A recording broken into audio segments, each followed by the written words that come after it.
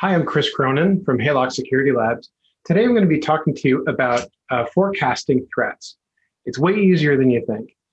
This is a topic that has some controversy behind it. Some organizations and some people say that we really need to evaluate the likelihood of threats using classic probability modeling. And some say there's no use in doing it at all. I'm going to show you today that it's actually fairly easy to think about likelihood once we have access to some public data. So let's jump right into it. What we're using as a premise here is that we're predicting not so we can know the future, but so that we can change it. That's the idea of what we're going for. So let's forecast your threats so that you can change your future to the one you want. Knowing your future threats means securing your likeliest threat vectors. It means prioritizing the likeliest threats that create the most harm, and then spending no more than you need to secure your organization, which is exactly the definition for risk management.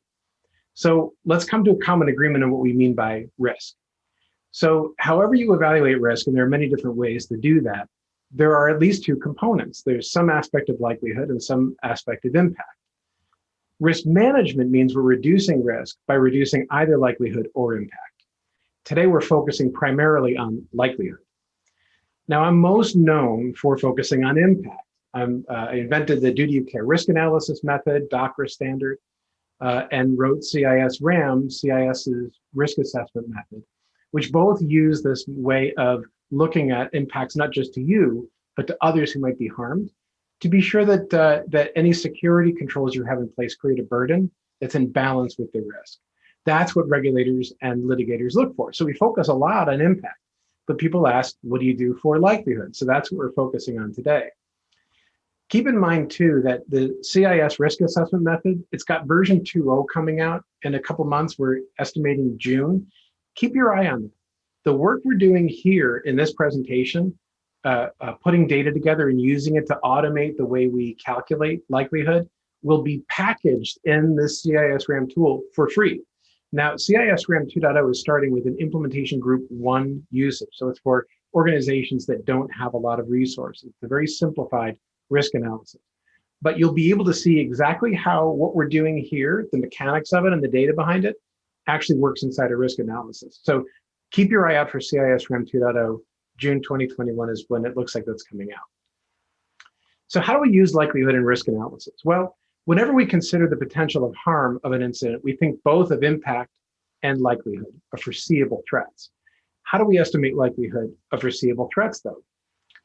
Well, what if we think about likelihood as an aspect of tendency, not probability, not I know that 2.7% chance of having this much of an impact is what I'm facing for this risk.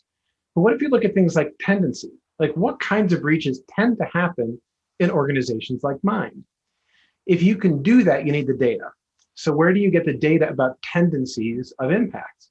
Well, today we're going to talk about the Verisk Community Database. There are other sources of public data for threat analysis, but what the Verisk Community Database is, it's a publicly available data set. It's provided by Verizon, the same team who created the data breach investigations report. But they create a subset of that data, a representative set, that allows us to use that data as we want. It's updated periodically, around twice a year, and it's very, very rich in data. I don't know if you've seen this thing. It's a monster. If you look in the CSV version of it, you're going to see almost 9,000 records, and you're going to see more than 2,000 columns. Each record is an incident.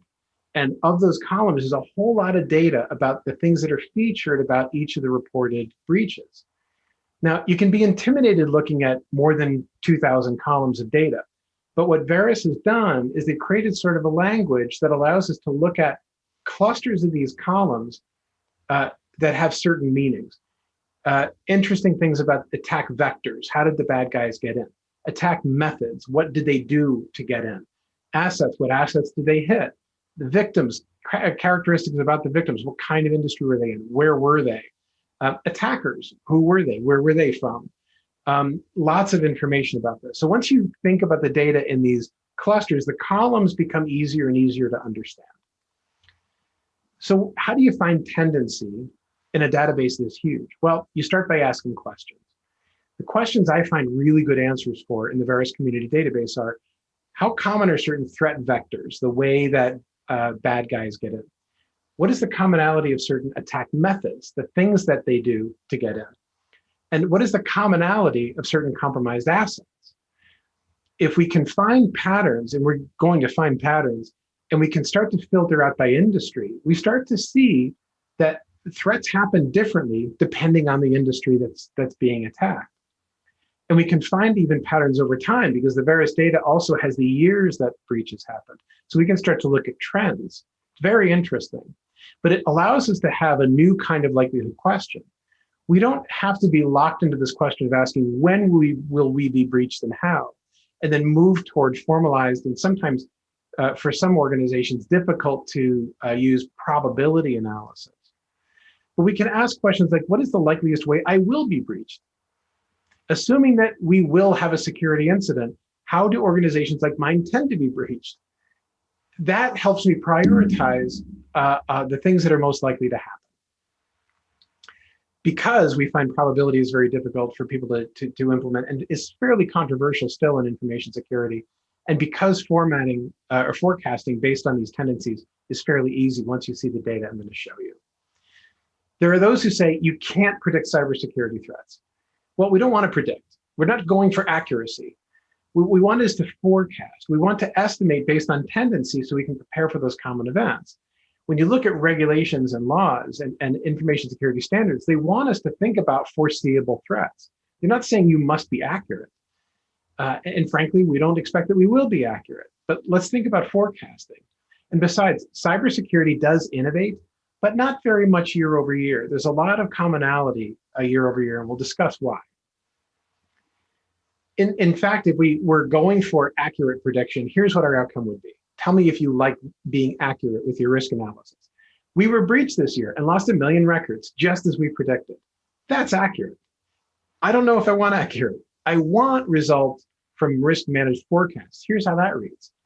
We saw that personnel tend to breach data by accident in our industry. So we removed their access to the crown jewels. Their eventual error released much less data than we originally estimated. That's thinking in terms of forecasting, in terms of a risk management idea. I want to think about how to reduce the likelihood of a bad impact by looking at how common in organizations that are shaped like mine have the kinds of problems I should be addressing. I'm going to show you how we pull this data together and how we farm it. But before I show you the how, I'm going to show you the result.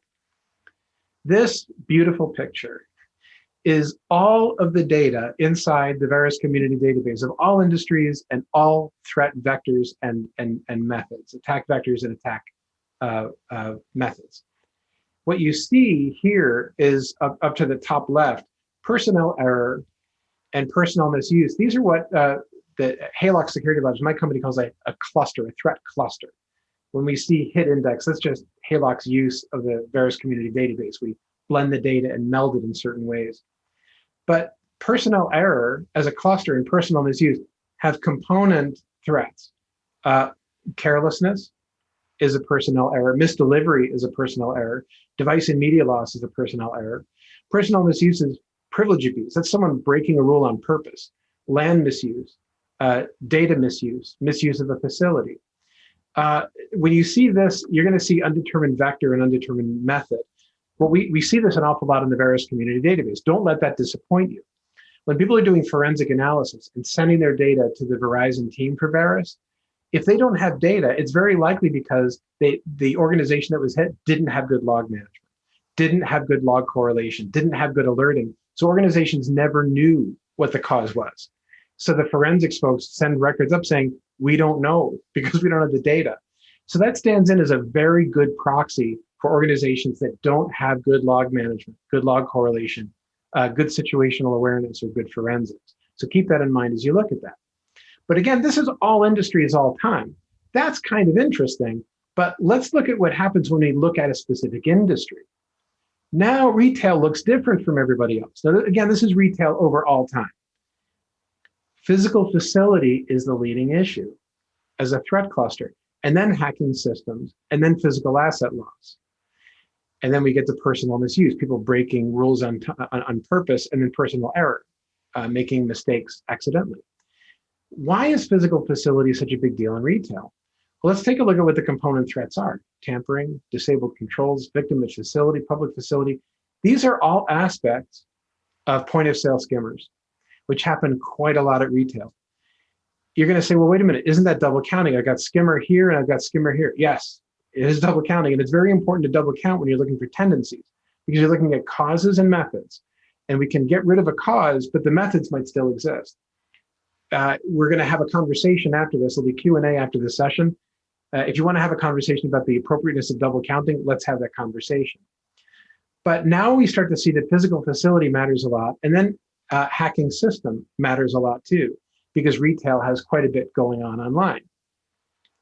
What does it look like when we look at public institutions over time? Personnel error is really big. Why is that? Well, because public institutions, government organizations, are an intensely person-to-person, one-on-one, people handling information about people business. People are handling a lot of business information about tax collection, about property values, about actions, about research. Public institutions have a lot of this data, but it's a lot of people handling a lot of this data. So there's a lot of opportunity for people to make mistakes. Look how big misdelivery is. What is that? Those are things like tax bills. Those are billing for VA visits. It's a lot of people just making mistakes. But when you have a lot of person-to-person business, you have a lot of opportunity for personnel error. That's where the common attacks are going to be. And malware, well, that tells you something about the systems that are being operated, number one. Or number two, the methods that are being used by state actors who are trying to get into our government systems, right? So we have a couple glimpses of what we mean by looking at that data to see trends or to see tendencies and threats. So how do we actually put that data together? Well, we start by knowing how our business operates. What do we mean by how our business operates? And that turns into this concept of a threat landscape, because the way we do business, where we do business, is where we get attacked. Then we get threat data. We'll show you how to do that from the Verisk Community Database. We align threat data to our threat landscape, and then we organize the data to see where threats have recently been, so we get a sense of where to look at next, all right? So we're gonna walk you through all those steps, starting with knowing how your business operates. So we're gonna look at a couple examples here. What we're looking at here is, in terms of hospitals, where do we expect the sensitive data to be? Well, quite a bit of physical, because in healthcare, you go to a place. You go to a hospital, you go to a dentist, you go to a pharmacy, you go to places for your healthcare. You physically need to be there for the most part. Well, how about systems? There are definite systems. Now, we're not talking about the number of records somewhere. We're talking about the interfaces that the business has with the world, the opportunities to be breached based on the opportunities of, or based on the amount of work you do at a kind of asset. Personnel, lots of personnel at hospitals. The doctors, the nurses, the clinicians, the pharmacists, the lab techs, the people who are doing billing and collection, a lot of people handling a lot of individual records. There's a tremendous opportunity for personnel error in healthcare. How about for banking? Well, physical is pretty big. We tend to think about banks a lot more and more being finance tech, a lot of systems. But think about what your interfaces are with banks. ATMs are everywhere, the ubiquitous. Bank branches everywhere. Personnel, this is still a very big person-to-person kind of business. Yes, systems have the most records, but we interface with the systems in banking much less than we do with the physical and the personnel, just because of where those interfaces are with the public and their customers. Information services is very different from those. I have never been to an AWS office in my life, but I've been in AWS systems a lot without even knowing it. Systems are tremendously predominant, and the personnel who manage those systems are tremendously predominant. So information services has a very different business profile than the other businesses we looked at. What does the data teach us when we look at it? Well, as you're about to see, your threat landscape is where you conduct your business. So let's understand what our threat landscape is now that we've looked at our business. Hospitals, personnel took the lead, and then physical facility, and then systems, because that's where the business is done. Let's look at clinical healthcare of all time from the Verisk Community Database. Personnel misuse is in the lead, right? And then personnel error. There's a lot of opportunity for people to have sensitive information, and now physical asset loss. data and media theft, and then undetermined vector because the hospitals were not aware of how people lost those assets because they were not connected to anything. There was no RSA connection to a device, a USB device on a system to track it. There's just an inability to track a lot of this stuff. And then only in social engineering, which is tremendously personnel, and only after that do we get to physical facility where we have patient files. So what's the issue that we're getting to here? That we see with clinical healthcare, the incidents have happened where the business happens, right? How about banking? Physical took the lead here with personnel. There's a lot of predominance of ATMs and bank branches, and certainly physical facility. And the reason for physical facility being predominant is similar to retail. Take a look. Again, tampering, disabled controls, victim at facility, surveillance. This is just like card skimming at retail. Retail banks look much more like retail stores than retail banks look like other financial services firms, even though they've got a lot of money. Why? Because the interfaces with the public are so similar. It's the conduits by which we interface with the public. It's the presence of the asset. That becomes the threat vector. This is something that statisticians jokingly call interocular, meaning you don't need complex analysis. It hits you between the eyes when you see it. This is the commonality of banking because the banking assets are this much common to the public. Information services, you can guess what's going to happen next. Hacking system, hacking web are taking the lead because that's where the opportunity is. That's where the largest presence of that business is. And then after that, personnel error by things like misconfiguration and carelessness, the people who are configuring the systems that end up getting attacked. So if you're an information systems organization and you're trying to think about where am I going to get hit most, I'm going to pay less attention to my physical presence, which is barely an issue, and a whole lot of attention to my system. And I better come to a determination very quickly that I've got to get good log management in place because most people in my position do not know the causes of the breaches that happened in their organizations because their log management, log correlation, alerting, forensics were not up to snuff. So this is what we mean by interocular. It just hits you between the eyes. The threats are happening where the business is. If you look at the Verisk Community Database, you'll see a lot of interesting things. But you're going to see a lot of industries. You'll very likely find yourself in there somewhere. This is just a sample of them, but if you think of an industry, if they had a breach, they're in the Verisk Community Database. So let's test this hypothesis. I've been leading you down a path. I've been telling you, well, here's the kind of business it is, and here are the kinds of threats. But let's try this out yourself. I'm not telling you what business this is. I'm just telling you what kinds of threats are most common and least common in this business. And then we'll quiz. You tell me what you think this is. So personnel error is a big deal. They don't know what causes most of them, but there's a lot of misdelivery, which means there are people handling a lot of sensitive data that they're supposed to be sending to other people. And they're doing it wrong. Personnel misuse. People have a lot of access to a lot of data. What kind of business is that? Let's take a look at something that's very, very uncommon, skimming. So there isn't a lot of on-site purchasing going on at that business. So what kind of business is that? Is that a fast food chain? Is it a financial advisor? Or is it a hotel chain? And think about where the risks are. Well, it's a financial advisor because there's lots of one-on-one contact with customers. So there's lots of opportunity for misuse and error.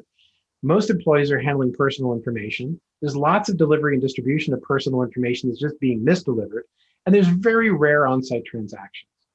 So you can actually look at a threat landscape and guess what kind of organization it is. Even if you don't know the name of the company, you can say, this looks like an X kind of organization because the information is that well tied to the industry. Which brings me to this idea.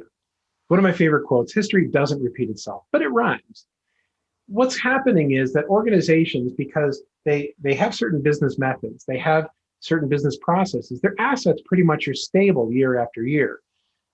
Retail took a long time to go from brick and mortar to online. They eventually got there, but it was slow. Hospitals took a long time to go from paper to systems. It took a long time, but they got there. It just takes a long time for an industry to change the way it's shaped. So your risks from a previous year look a lot like your risks from the following year. But there are some things that actually give you reason to watch trends. Let's get the threat data. Where do we get it from? Well, I'm talking about the Verisk Community Database, but there are other ways to get data that's sourced from the public.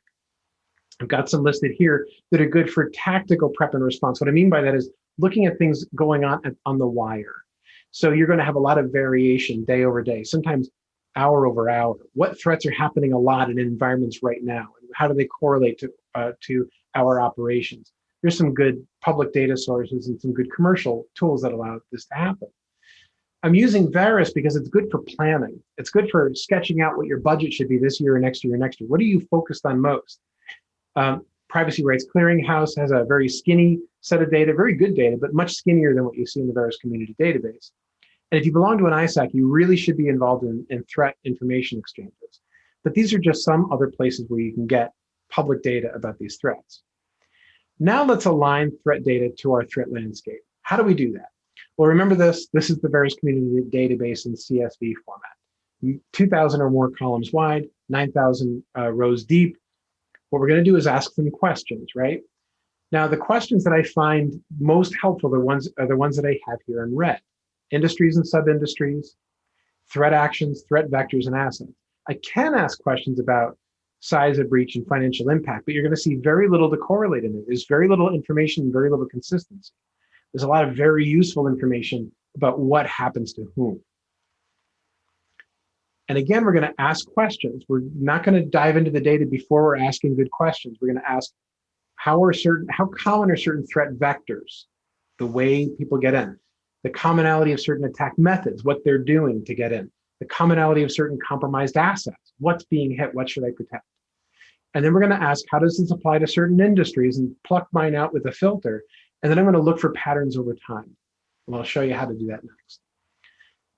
I recommend, if you're not agile in probability analysis, statistical analysis, you're not using programs like R to do this kind of analysis, you're going to want to pull in this CSV file from Verisk and not the raw JSON files.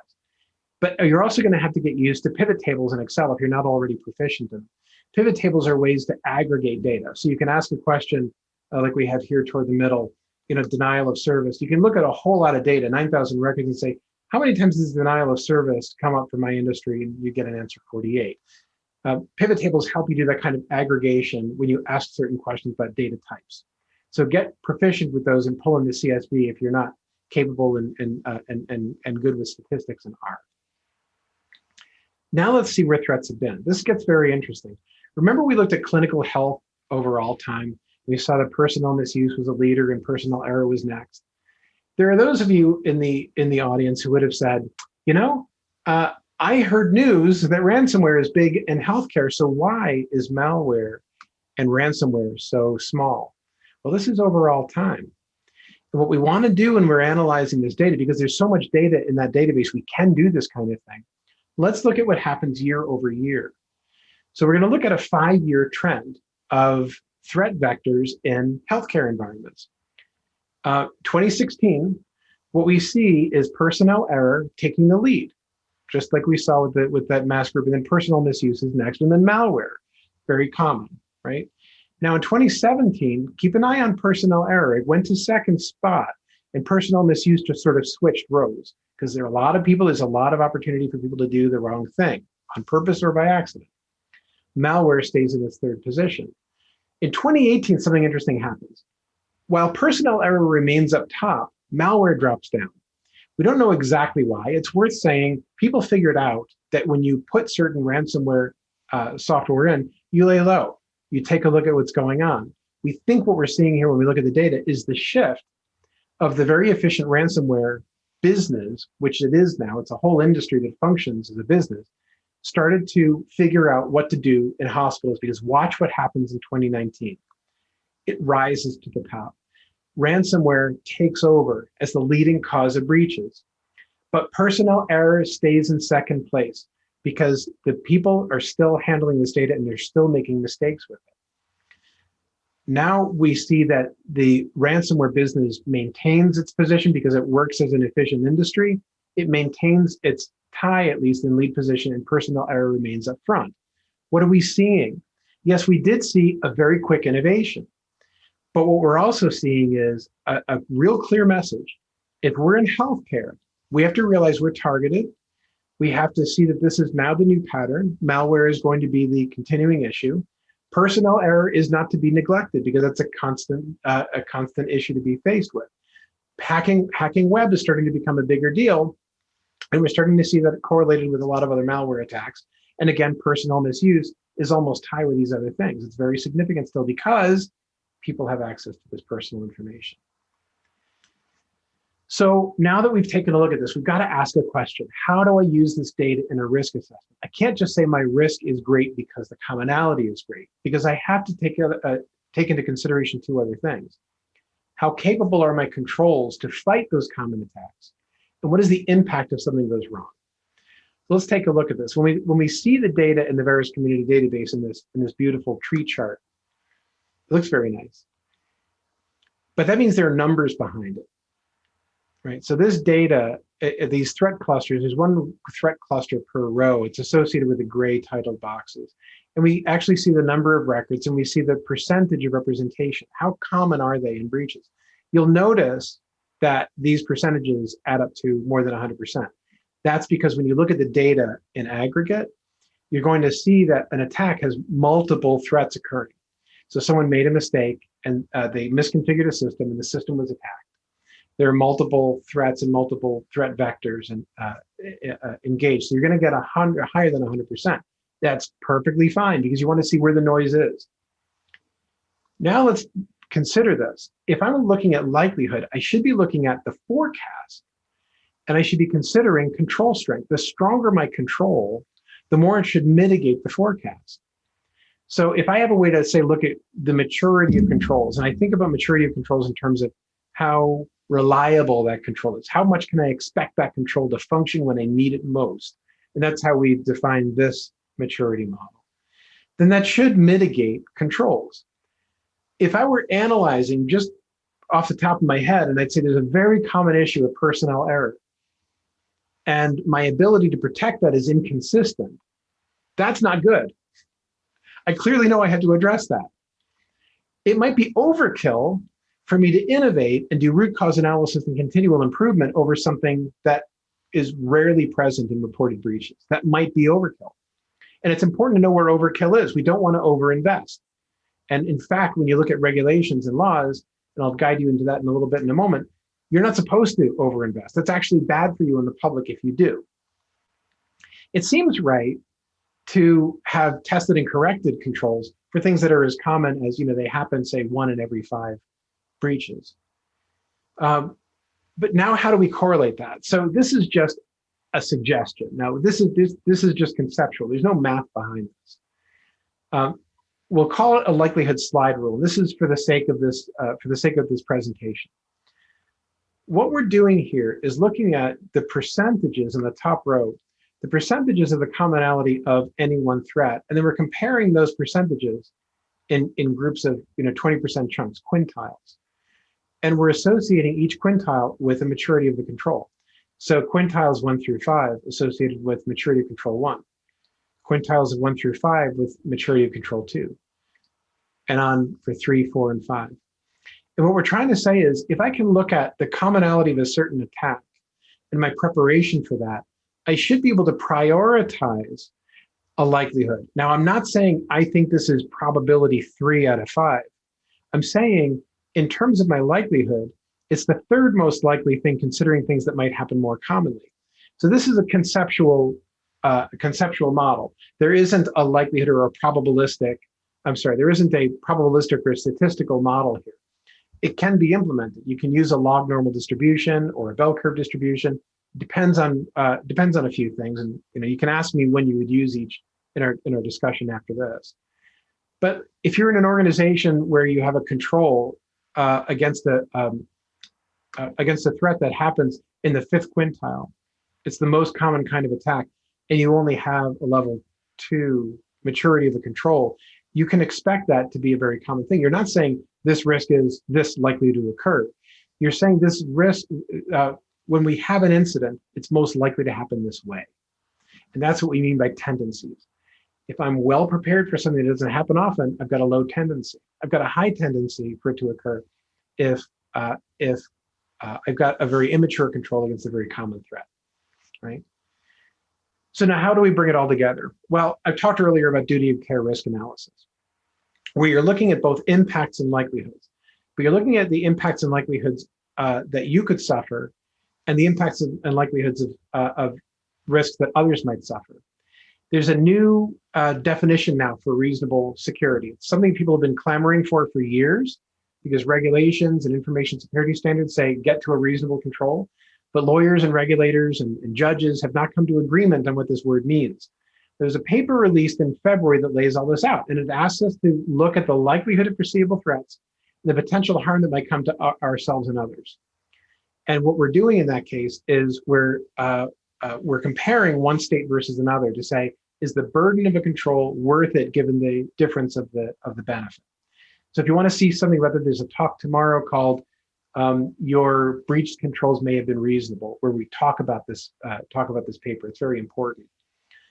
If you're familiar with CIS-RAM, you'll recognize this, where you can apply duty of care risk analysis to evaluate a risk by saying, what are the impacts to me and others, and how likely would this be? If you were reading CIS-RAM and saying, but I'm frustrated in knowing how to estimate likelihood, you now have the guidance for doing that. And again, in CIS-RAM 2.0, you're going to be able to use an automated way to do likelihood from the Verisk community data using the methods that I showed you, and then to compare a current risk with a different risk after a safeguard to determine whether it's a reasonable control.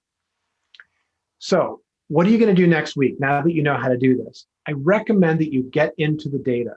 Go to veriskcommunity.net and download the CSV. Again, if you're not doing statistical work, and if you're very comfortable with statistics and you're using R, then download the JSON files and work that. You're going to want to be proficient with pivots if you're using Excel. It doesn't take a whole lot of time to do that, but it's a really good idea to use that, and you're going to start to see where you can do aggregations and filters. 3 months from now, what should you be doing? Well, again, I highly recommend that you use this likelihood data for your risk analysis. We talked about a way to do that with that slide rule. If you look at CIS-RAM 2.0 when it comes out for implementation group 1 in about June of 2021, so a couple months from now, what you're going to see is how all of this stuff is automated, and you should be able to use it in your whole environment, see if that works for you. You can extrapolate a lot once you see that information. It's for all breaches of all time, but it'll give you a sense of how you can use that slide rule method in your environment. Don't worry about being exactly correct. You're estimating using a consistent method, and that's really important, not just for getting good management, but showing that you're applying due care. You may want to work with a statistician if you want to get that slide rule to be based on evidence. There are ways to do that. Again, I'm happy to talk to you about that after this session. What should you be doing in 6 months? Well, you need to make risk analysis a regular part of what you're doing, because those regulations that you're operating under are telling you to do exactly that. You need risk-based ways to look at for the foreseeable threats, to be sure that what you're paying attention to matters. And also to be sure that whatever controls you're putting in place are reasonable. The burden is reasonable given the risk that you're facing. And check the Verisk community database periodically, because it changes a couple times per year, and it'll help you keep up to date. I want to thank you for taking part in this and watching the presentation. I would really enjoy it if you come talk to me about this immediately after. We've got about 40 minutes to chat, and I welcome you and look forward to seeing you there.